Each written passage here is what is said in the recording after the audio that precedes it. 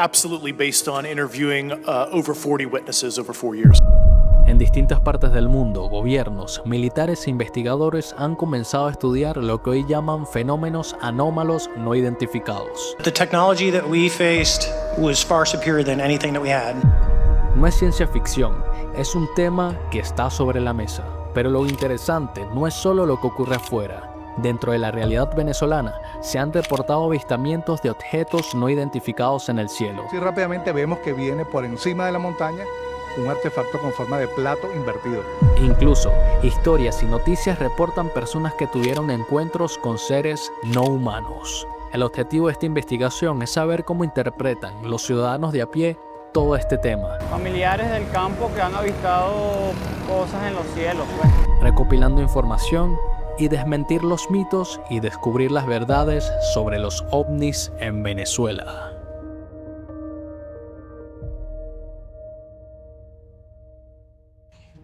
Pienso que sí puede haber vida y una vida, un hombre o un ser humano o una vida que se adapta a las condiciones de ese planeta. Yo pienso que sí puede haber vida. Bueno, yo pienso que todavía falta por descubrir.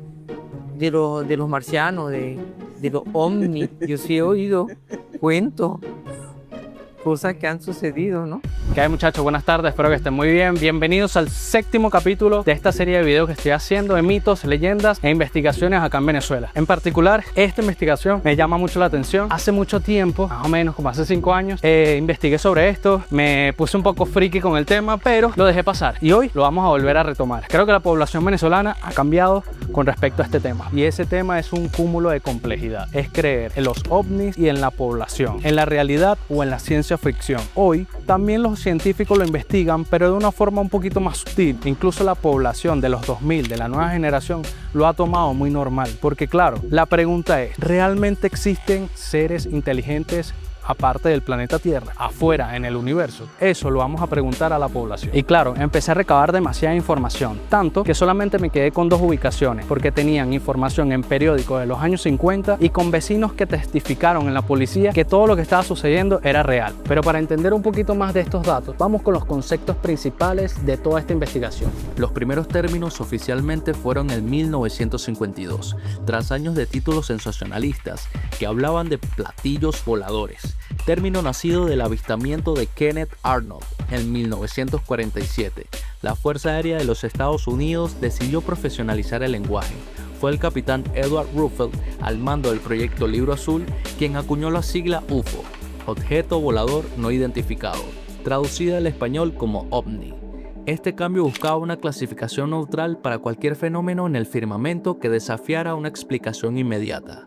Una terminología que hoy vuelve a evolucionar bajo las siglas FANI, intentando despojarse de los estigmas del siglo pasado y películas de ciencia ficción.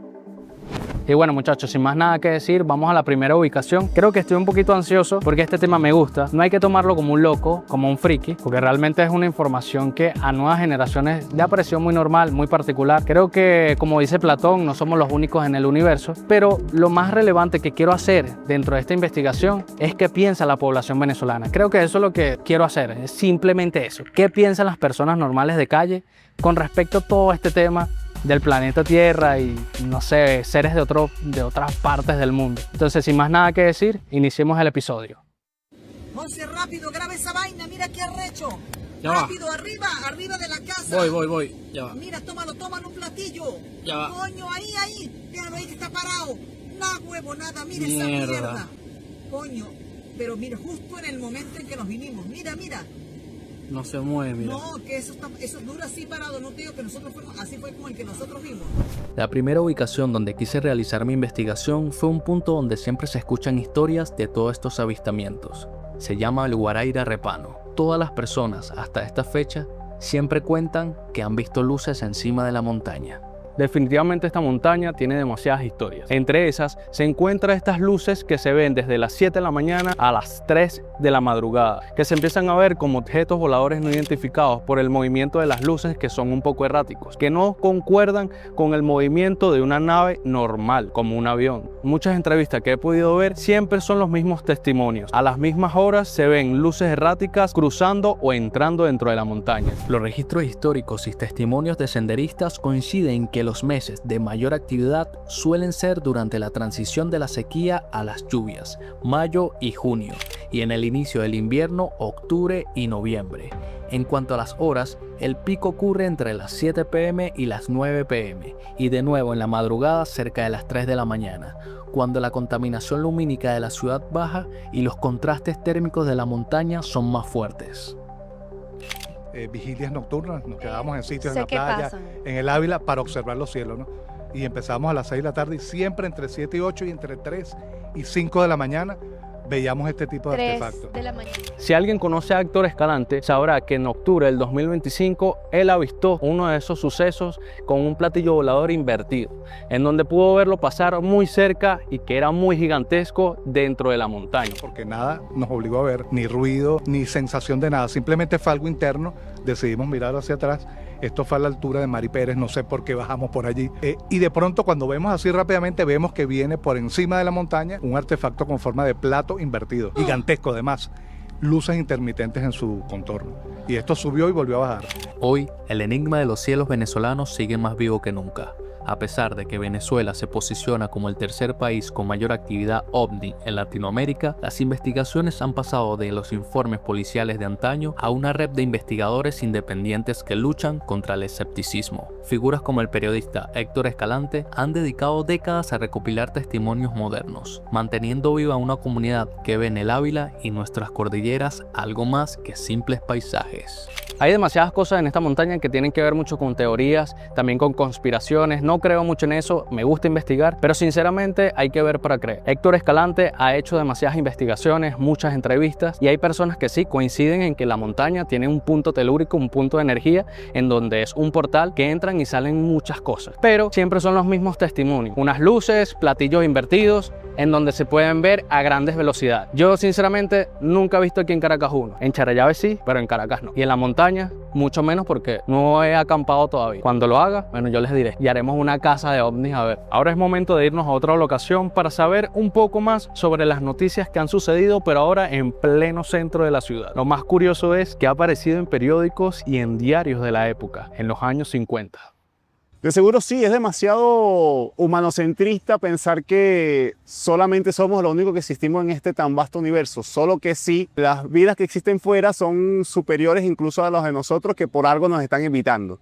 Yo personalmente he tenido experiencias fuera de Caracas. Yo soy de Falcón. Una vez estando en los médanos de Coro, vi unas luces extrañas en el cielo, digamos, y también en el Amazonas. Estuve viajando por Perú hace unos años y estuve haciendo medicina indígena, y digamos que estas distintas formas de conocimiento aperturan la mente para poder comprender, visualizar, sentir por todos los sentidos limitados que tenemos los humanos, para poder presenciar estas experiencias de vidas exteriores y recibir sus conocimientos de alguna forma, digamos. Aquí llegamos a otro punto, aquí en Petare, en la zona colonial. Aquí es una de las zonas más vivas en los años 50 con respecto a estos avistamientos. Pero el 29 de noviembre de 1954 empezaron a suceder acontecimientos un poco peculiares, un poco extraños. 1954, Caracas, 29 de noviembre, 2 de la mañana. Gustavo González y José Ponce iban en su camioneta por la calle Industrial cuando una esfera luminosa les bloqueó el paso.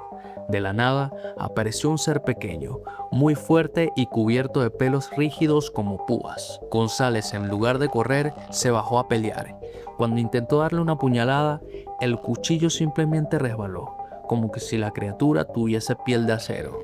Los vecinos se asomaron por la ventana al escuchar los gritos y la policía llegó de inmediato. Lo más loco es que los oficiales no solo tomaron la denuncia, los médicos confirmaron que los testigos estaban en shock total y tenían marcas reales de combate.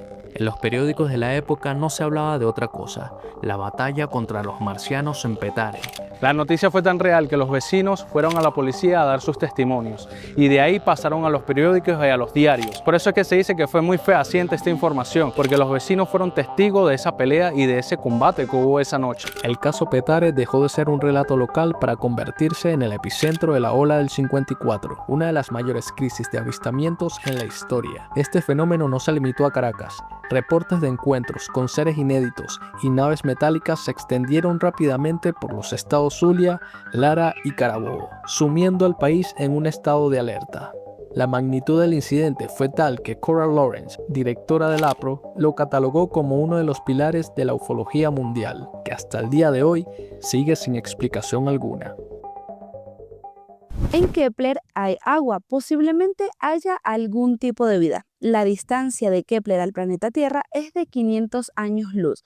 Quiere decir que el ser humano que quiera y específicamente pueda ir a Kepler, simplemente con ir y venir va a tardar 1000 años. Y la edad del ser humano es muy corta para viajar a la velocidad de la luz. Posiblemente en Kepler, en otro exoplaneta, en otro sistema planetario. No sabemos específicamente debido a esas grandes distancias. Un ejemplo, si a nosotros ya nos descubrieron, posiblemente no estén observando el presente de nosotros, sino el pasado, debido a esa distancia que recorre. No creo realmente que pueda existir vida más allá de lo que es el planeta Tierra, pero siempre es bueno explorar, siempre es bueno conocer algo nuevo o quizás haya otro tipo de beneficios para los seres humanos fuera del planeta Tierra, como minerales y cosas así. Familiares del campo que han avistado cosas en los cielos, pues. Por ejemplo, mi padre cuando estaba chamo, su niñez me dice que en un pueblo de Trujillo pasó una bola verde en el cielo y se adentró en las montañas. Entonces es curioso ese. Me gusta eso porque... Claro, probablemente, porque, o sea, nosotros no podemos ser el único ser vivo en este mundo. Y bueno, tampoco especie, porque si nosotros tenemos vida, existen plantas, pueden existir otros seres vivos, porque también si existen los hoyos negros, existen muchas cosas que uno no sabe. En Cuba, mi tía ha escuchado que por ahí pasaban los ovnis de vez en cuando. Algunas personas dicen que han visto cosas, supuestamente, en Caracas, que bueno, que uno no sabe qué es, pero ajá.